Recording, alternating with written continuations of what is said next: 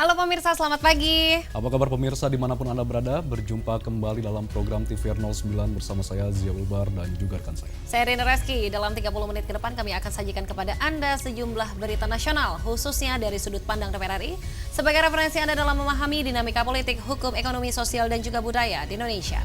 Dan pemirsa, inilah TVR 09 selengkapnya.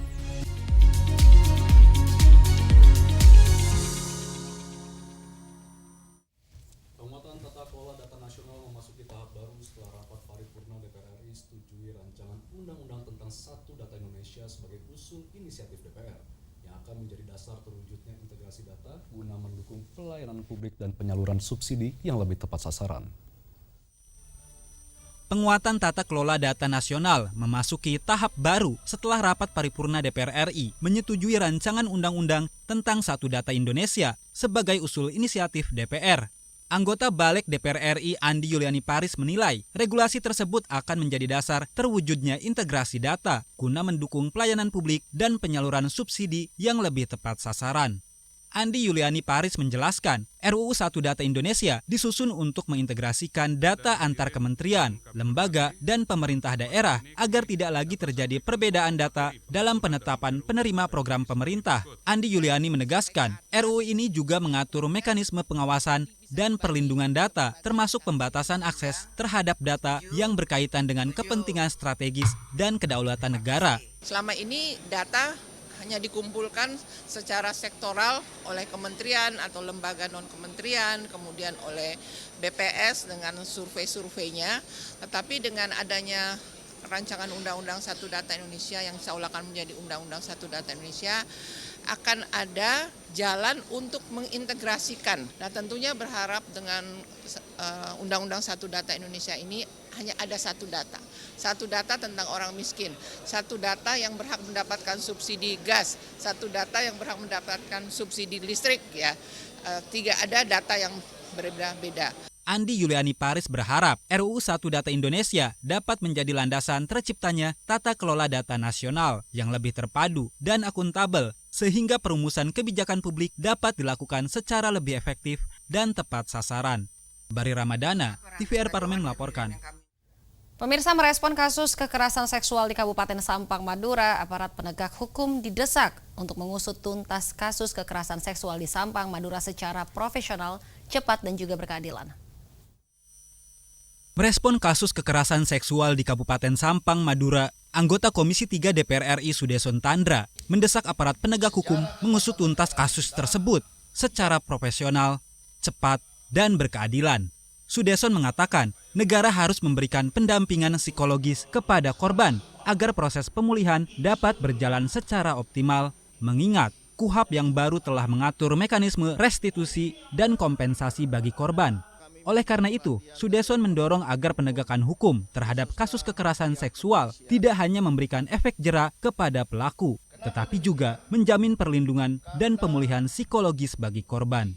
Kami minta perhatian dari aparat penegak hukum, khususnya pihak kepolisian, agar memperhatikan ini dengan sungguh-sungguh. Bukan saja menyangkut bagaimana menangkap para pelakunya, tapi juga memikirkan kepentingan korban itu, termasuk pelayanan psikologis. Maka negara harus bertanggung jawab terhadap masa depan dari anak yang mengalami kekerasan itu. Yang kedua, kami minta agar penyidik mencari, menemukan, dan membawa semua pelaku ke depan hukum, ke depan pengadilan untuk mempertanggungjawabkan perbuatannya. Sementara itu, berdasarkan hasil penyidikan kepolisian, total pelaku dalam kasus dugaan pemerkosaan ini mencapai 27 orang. Kapolres Sampang, AKBP Hartono menyebut seluruh pelaku diduga terhubung melalui pelaku utama berinisial AP. Pelaku utama ini mengajak teman-temannya secara berantai setelah pertama kali memerkosa korban. Bondan Imana, TVR Parlemen melaporkan. Sekretariat Jenderal DPR RI bekerja sama dengan Palang Merah Indonesia DKI Jakarta menggelar aksi donor darah. Informasi selengkapnya akan kami hadirkan sesaat lagi, tetaplah bersama kami di TVR 09.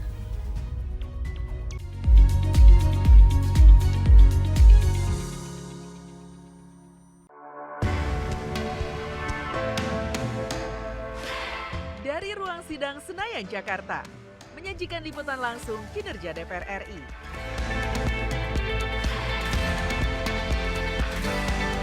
dialog mendalam, investigasi, dan profil wakil rakyat. TVR Parlemen kini hadir 24 jam.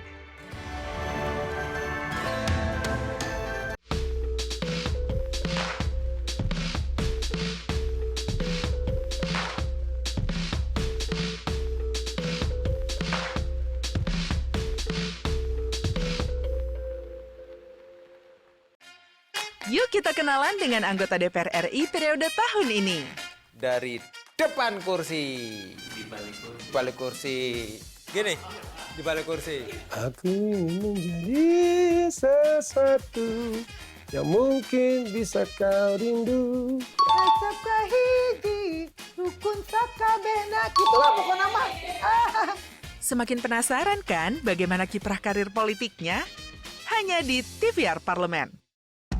Hai, sekarang kamu bisa menyaksikan program-program TVR Parlemen di First Media, channel 18 ya.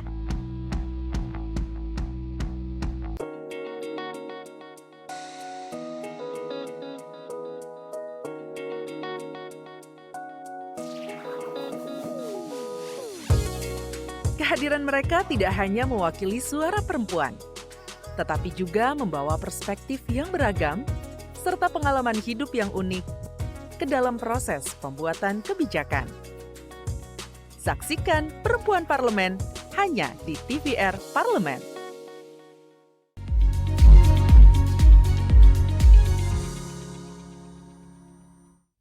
Pemirsa, kegiatan aksi donor darah bertema Setetes Darah Selamatkan Nyawa digelar sebagai wujud nyata kepedulian keluarga besar Setjen DPR RI guna membantu memenuhi stok darah nasional. Sekretariat Jenderal DPR RI bekerja sama dengan Palang Merah Indonesia DKI Jakarta menggelar aksi donor darah.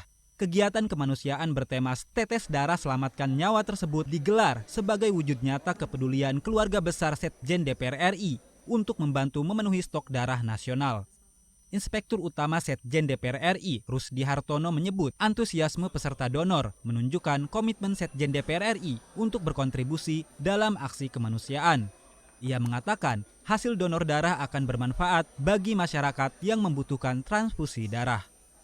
Hari ini Sekretariat Jenderal DPR RI bekerja sama dengan PMI DKI Jakarta melakukan kegiatan donor darah. Ini menjadi bukti konkret dari keluarga besar Sekretariat Jenderal DPR RI peduli terhadap sesama dengan melakukan donor darah pada hari ini. Tentunya ini menjadi sekali lagi wujud konkret kepedulian kami terhadap sesama yang membutuhkan darah khususnya. Tentunya kegiatan-kegiatan ini terus bisa kita lakukan bersama-sama dan tentunya ke depan apa yang kita lakukan ini menjadi komitmen kita bersama sebagai sesama manusia untuk saling membantu saudara-saudara kita yang sedang membutuhkan darah. Lebih lanjut, Rusdi Hartono menyampaikan Sekretariat Jenderal DPR RI menargetkan sekitar 300 pendonor dalam kegiatan donor darah kali ini. Dengan tingginya antusiasme pegawai, Rudi optimis jumlah pendonor akan melampaui target tersebut. Handoko, TVR Parlemen melaporkan. Pemirsa, perubahan iklim menjadi salah satu isu strategis yang dibahas dalam ASEAN Interparliamentary Assembly Caucus ke-17. Melalui forum ini, BKSAP DPR RI mendorong penguatan kolaborasi antar parlemen ASEAN agar komitmen penanganan perubahan iklim dapat diimplementasikan melalui kebijaksanaan yang lebih konkret dan juga berkelanjutan. Perubahan iklim menjadi salah satu isu strategis yang dibahas dalam AIPA Caucus ke-17. Melalui forum ini, BKSAP DPR RI mendorong penguatan kolaborasi antar parlemen ASEAN agar komitmen penanganan perubahan iklim dapat diimplementasikan melalui kebijakan yang lebih konkret dan berkelanjutan. Ketua BKSAP DPR RI Syahrul Aidi Mazat menjelaskan, perubahan iklim tidak lagi menjadi persoalan lingkungan semata, melainkan juga berdampak langsung terhadap ketahanan pangan, pertumbuhan ekonomi, dan kesejahteraan masyarakat. Karena itu, Parlemen negara-negara ASEAN perlu memperkuat sinergi dalam mendorong transisi menuju energi bersih, pengembangan ekonomi hijau, serta kebijakan yang mampu meminimalkan dampak perubahan iklim. Kontribusi setiap negara itu akan percepatan perubahan iklim yang misalnya dengan tidak menggunakan bahan bakar fosil. Maka langkahnya apa? Ekonomi hijau. Kemudian perubahan iklim itu tentu berefek pada lingkungan, berefek pada pertumbuhan produktivitas pangan. Maka tema perubahan iklim itu sangat besar sekali. Maka perlu didiskusikan langkah-langkah untuk memitigasi efek negatif bagi setiap negara. Melalui AIPA Kaukus ke-17, BKSAP DPR RI berharap kerjasama antar parlemen ASEAN tidak berhenti pada pertukaran gagasan. Hasil pertemuan ini diharapkan dapat memperkuat fungsi legislasi, penganggaran, dan pengawasan di masing-masing negara, sehingga kebijakan penanganan perubahan iklim mampu memberikan dampak nyata bagi masyarakat dan kawasan. Esa dan Divo, TVR Parlemen melaporkan. Komisi 11 DPR RI tegaskan pengawasan kepatuhan wajib pajak harus dilaksanakan secara berkeadilan dan tepat sasaran. Pelibatan aparat dalam pengawasan pajak diharapkan mampu meningkatkan penerimaan negara tanpa menambah beban bagi masyarakat yang telah patuh membayar pajak.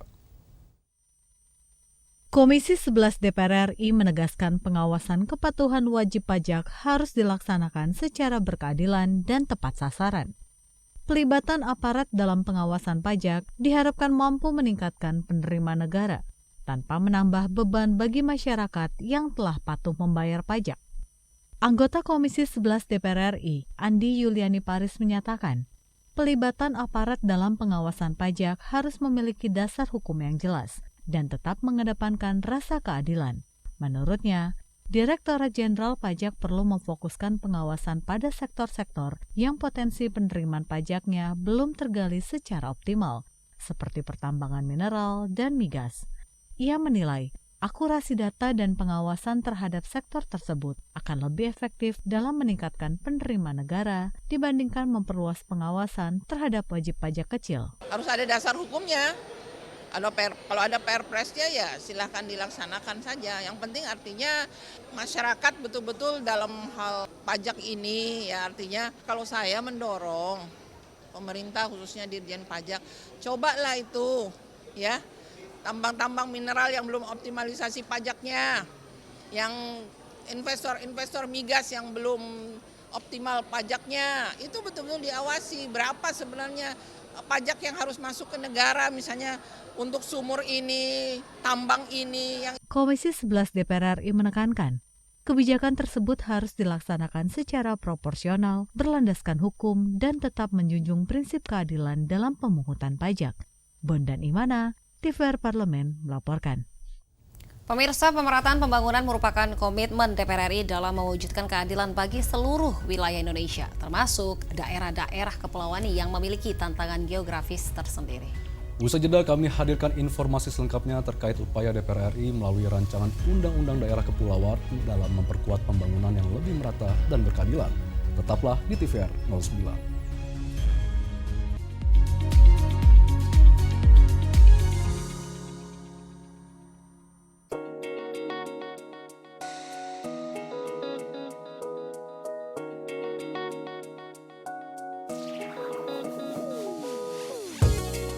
Kehadiran mereka tidak hanya mewakili suara perempuan, tetapi juga membawa perspektif yang beragam serta pengalaman hidup yang unik ke dalam proses pembuatan kebijakan. Saksikan Perempuan Parlemen hanya di TVR Parlemen. Yuk kita kenalan dengan anggota DPR RI periode tahun ini.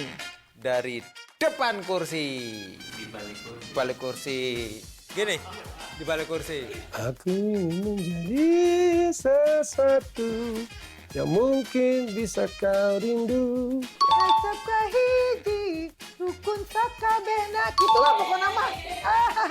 Semakin penasaran kan bagaimana kiprah karir politiknya? Hanya di TVR Parlemen.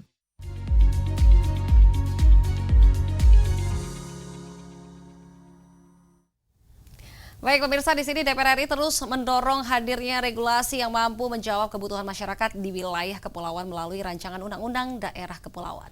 Kehadiran rancangan undang-undang ini diharapkan dapat memperkuat pemerataan pembangunan, meningkatkan kesejahteraan masyarakat, serta memastikan kebijakan pembangunan lebih memperhatikan karakteristik dan kebutuhan setiap daerah kepulauan. Simak liputan mendalam yang telah dikemas tim redaksi TVR Parlemen dalam segmen Editorial Parlemen. Berikut ini.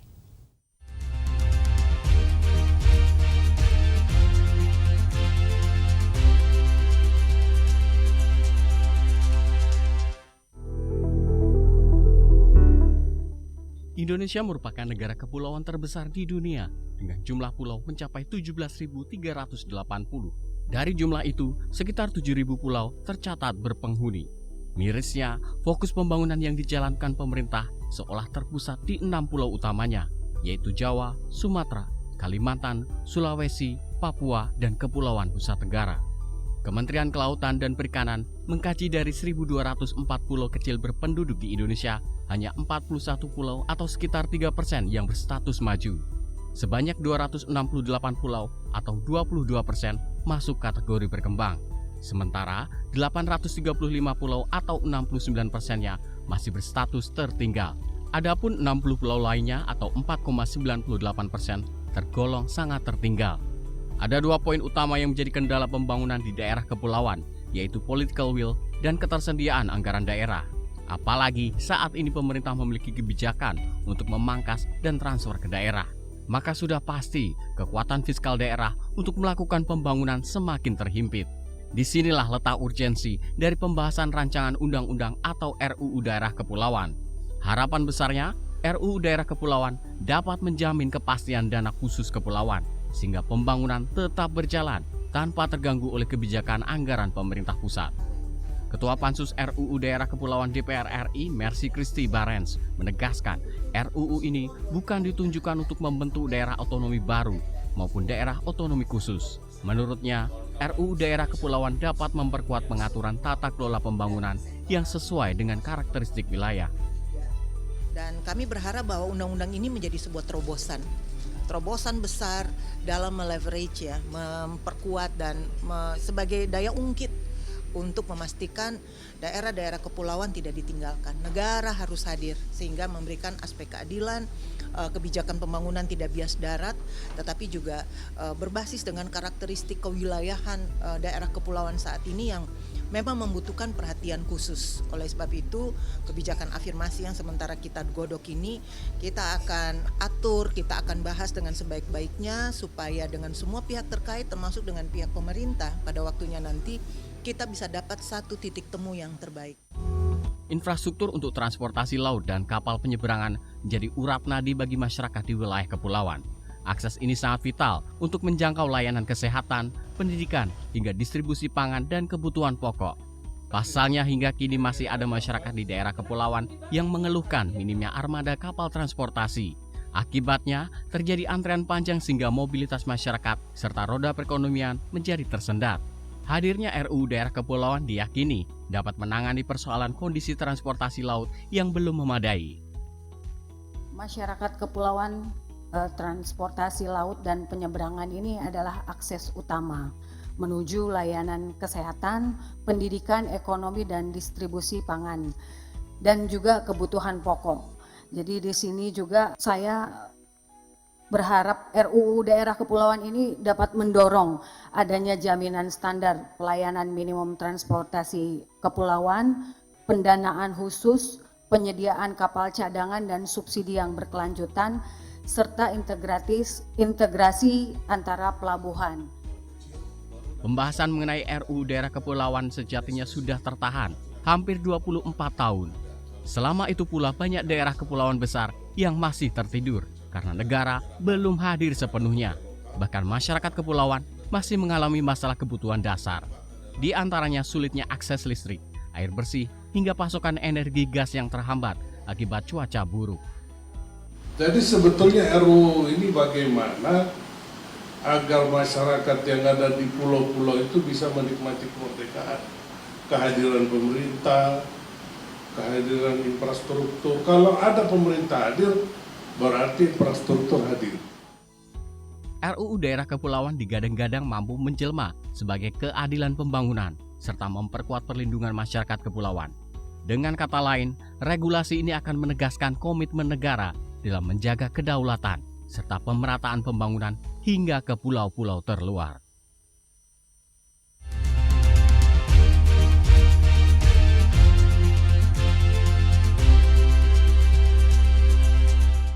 Pemirsa, Wairebo merupakan desa adat di Kabupaten Manggarai, Nusa Tenggara Timur yang dikenal karena keindahan alam dan kekayaan budayanya. Menariknya nih pemirsa dan juga Zia, tentunya desa yang berada di ketinggian sekitar 1.200 meter di atas permukaan laut ini masih mempertahankan rumah adat berbentuk kerucut yang ikonik.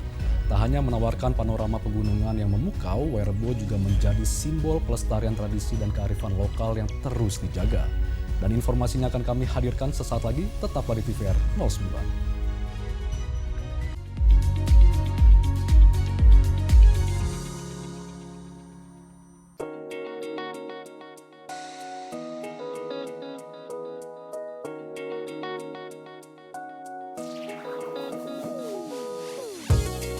Kehadiran mereka tidak hanya mewakili suara perempuan, tetapi juga membawa perspektif yang beragam serta pengalaman hidup yang unik ke dalam proses pembuatan kebijakan. Saksikan Perempuan Parlemen hanya di TVR Parlemen. Hai, sekarang kamu bisa menyaksikan program-program TVR Parlemen di First Media, channel 18 ya.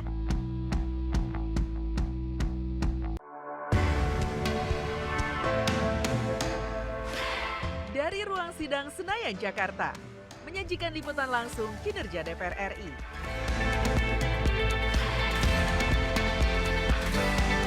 Dialog mendalam, investigasi, dan profil wakil rakyat. TVR Parlemen kini hadir 24 jam.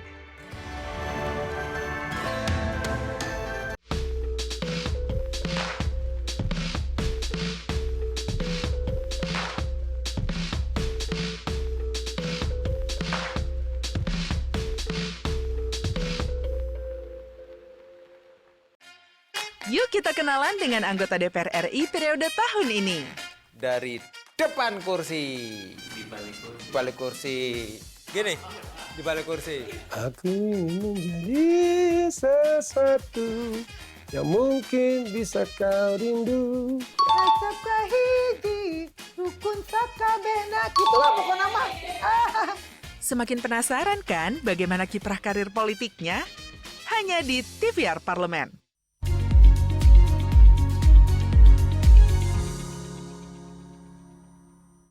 Anda kembali di TVR 09. Ya baik pemirsa, kalau kita tadi membahas terkait dengan Wairebo, tentunya di sini pemirsa kehidupan masyarakat yang masih menjunjung tinggi nilai gotong royong, yaitu adat istiadat dan juga keharmonisan dengan alam menjadi daya tarik tersendiri. Atas keunikan dan nilai budayanya, Wairebo bahkan mendapat pengakuan internasional sebagai salah satu warisan budaya yang patut dilestarikan. Selanjutnya kita akan menyaksikan Wairebo, warisan leluhur di Jantung Flores dalam segmen Intips, informasi dan tips berikut ini.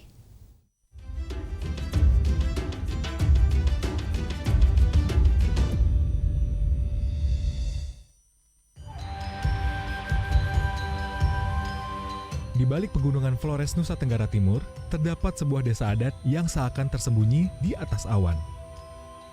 Wairebo. Desa ini bukan hanya menawarkan keindahan alam, namun juga menyimpan warisan leluhur yang terjaga hingga kini. Wairebo adalah potret kehidupan masyarakat adat yang masih setia pada nilai, tradisi, dan kearifan lokal. Sebuah warisan budaya yang menjadi kebanggaan Flores sekaligus Indonesia. Di tengah perubahan zaman dan modernisasi, tidak banyak desa yang mampu mempertahankan identitas aslinya. Wairebo adalah salah satunya. Lalu, apa yang membuat Wairebo begitu istimewa dan mengapa desa ini disebut sebagai warisan leluhur di Jantung Flores? Berikut 7 hal penting tentang Wairebo. Letak dan akses menuju Wairebo. Wairebo terletak di Kabupaten Manggarai, Flores. Untuk mencapainya, pengunjung harus berjalan kaki menembus hutan dan perbukitan. Perjalanan ini menjadi bagian dari penghormatan terhadap desa adat. Sejarah desa adat Wairebo. Wairebo merupakan peninggalan leluhur suku Manggarai. Desa ini telah dihuni secara turun-temurun selama ratusan tahun. Sejarahnya terus dijaga melalui cerita lisan dan tradisi adat. Rumah adat Mbaruniang. Ciri khas Werebo adalah rumah adat Mbaruniang. Bangunan berbentuk kerucut ini melambangkan persatuan dan kehidupan bersama. Seluruh warga hidup dalam ikatan komunal. Kehidupan masyarakat adat. Masyarakat Werebo hidup sederhana dan selaras dengan alam. Bertani dan berkebun menjadi mata pencarian utama. Nilai gotong royong masih sangat kuat. Tradisi dan ritual adat. Ritual adat menjadi bagian penting kehidupan Werebo. Setiap tamu wajib mengikuti upacara adat sebagai bentuk penghormatan. Tradisi ini menjaga keseimbangan antara manusia dan alam. Werebo dan pariwisata. Werebo telah menjadi destinasi wisata budaya dunia. Pengelolaan pariwisata dilakukan dengan batasan adat. Tujuannya agar tradisi tetap terjaga. Warisan budaya yang harus dijaga. Werebo adalah warisan leluhur yang tidak ternilai. Pelestariannya menjadi tanggung jawab bersama, baik masyarakat, pemerintah, maupun generasi muda.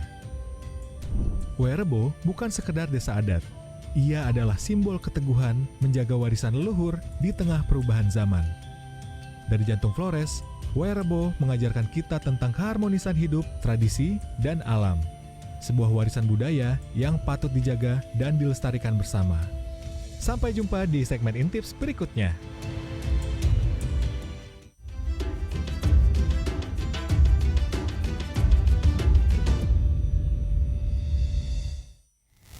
Dan tentunya pemirsa, informasi terkait dengan Werebo tadi menutup jumpa kita pada pagi hari ini. Di penghujung acara, tidak lupa kami informasikan kepada Anda bahwa saat ini DPR RI sedang memasuki masa reses, di mana seluruh anggota Dewan kembali ke daerah pemilihannya masing-masing untuk melaksanakan fungsi representasi DPR dan juga menindaklanjuti memberikan pertanggungjawaban kepada konstituen di daerah pemilihannya. Dan sejumlah agenda serta kegiatan DPR lainnya dapat Anda akses di website kami di tvrparlemen.dpr.go.id atau melalui kanal YouTube kami di TVR Parlemen.